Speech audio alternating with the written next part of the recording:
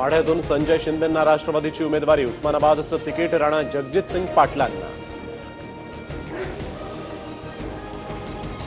शिवसेनेची 21 उमेदवारांची यादी जाहीर, उस्मानाबादहून रवी गायकवाडांचा पत्ता कट, ओमराजे निंबाळकरांना संधी, हिंगोलीतून हेमंत पाटलांना उमेदवारी। शिवसेनेकडून सध्याच्या जवळपास सगळ्या खासदारांना तिकीट, भावना गवळींचा यवतमाळ कायम तर हातकणंगलेतून धैर्यशील मानेंना संधी। सातारा आणि पालघरच्या जागेवरच्या शिवसेना उमेदवारांची 2 दिवसांमध्ये होणार घोषणा, पालघरची जागा लढवण्यावर सस्पेन्स, तर उदयनराजेंविरोधात नरेंद्र पाटील लढण्याची चर्चा। भाजपमधलं इनकमिंग वाढलं, भारती पवार, प्रवीण छेडा अखेर भाजपमध्ये, संजय काकडेंचीही नाराजी मुख्यमंत्र्यांनी केली दूर। शिर्डीच्या सेना आमदारांकडून विखे पाटलांची गोची, विखे पाटील शिर्डीत सेनेला मदत करणार असल्याचा दावा।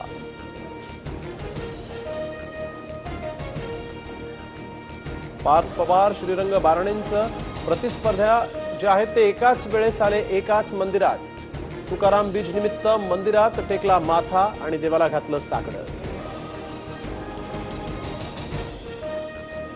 सुनील तटकरेंना जीवे मारण्याची धमकी, पूर्ववैमनस्यातून धमकी दिल्याचा अंदाज। काँग्रेसचे उमेदवार नवीनचंद्र बंदिवडेकर यांची उमेदवारी रद्द होण्याची शक्यता, रमेश कीर यांचं नाव आघाडीवर। साताऱ्याचे राष्ट्रवादीचे खासदार उदयनराजे भोसलेंची पुन्हा बुलेटवारी, तरुणांना आकर्षित करण्यासाठी राजेंचे अनोखे फंडे।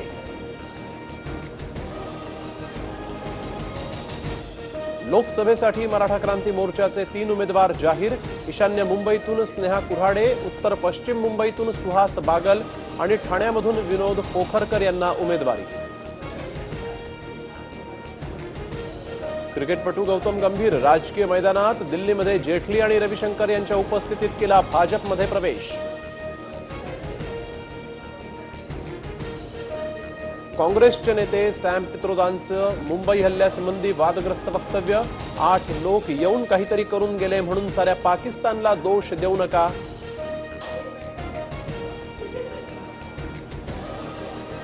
सॅम पित्रोदांच्या वक्तव्यानंतर मोदींची काँग्रेसवर टीका, विरोधकांना बेजबाबदार वक्तव्यांचा जाब विचारा असं देशवासियांना आवाहन।